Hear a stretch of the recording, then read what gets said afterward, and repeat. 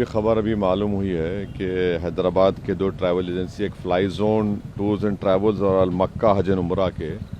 42 हाजी मक्का से मदीना जा रहे थे बस में, और बस को आग लगने से मालूम हुआ कि सिर्फ एक शख्स की जान बची है। कंफर्म नहीं है, बास कह रहे हैं कि पूरों का इंतकाल हो गया। तो मैंने इंडियन एम्बेसी रियाद में जो DCM है अबू मैथन जॉर्ज साहब से मेरी बात हुई, और उन्होंने मुझसे कहा कि कौंसल जनरल जिद्दा भी और वो ख़ुद इस पर मालूमात हासिल कर रहे हैं और जो भी ज़रूरी कार्रवाई करना है वो करेंगे। और साथ ही साथ मैंने इन तमाम उम्रा पैसेंजर्स के दोनों ट्रैवल एजेंसी से वीज़ा डिटेल्स लेकर कौंसल जनरल ऑफ इंडिया जिद्दा को और DCM इंडियन एम्बेसी रियाद को और साथ ही साथ फॉरेन सेक्रेटरी को मैंने ईमेल किया है। मेरी भारत सरकार से और ख़ास तौर से एक्सटर्नल अफेयर्स मिनिस्टर से जयशंकर साहब से ये रिक्वेस्ट है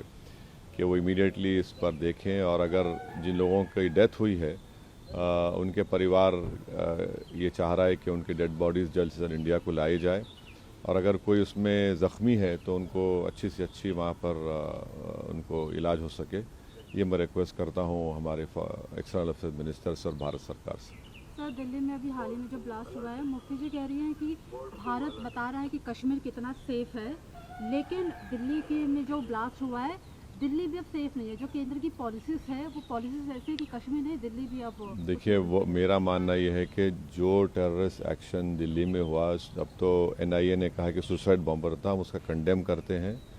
टेररिज्म की कोई जगह नहीं है, इसका पूरी तरह से कंडेम करना है। और जिस तरीके से उन्होंने प्लानिंग की, कॉन्स्पिरेसी की, एलिज कॉन्स्पिरेसी की, ये सब बातें आ रही हैं, तो इसमें खुली साफ तौर पे हम उसका कंडेम करते हैं। सर, इसी पे कश्मीरी मैन को भी अरेस्ट किया गया है NIA के थ्रू, जिसने बॉम्ब को वहाँ प्रिक्योर करवाया था। जो भी है, अब तो इन्वेस्टिगेशन चल रहा है, तो आप और हम कोई कंक्लूजन पर नहीं आ सकते। मगर ये जो इंसिडेंट हुआ दिल्ली में जिसमें 10 लोगों की मौत हुई, फिर अनफॉर्चुनेटली नौगाम में भी वो जो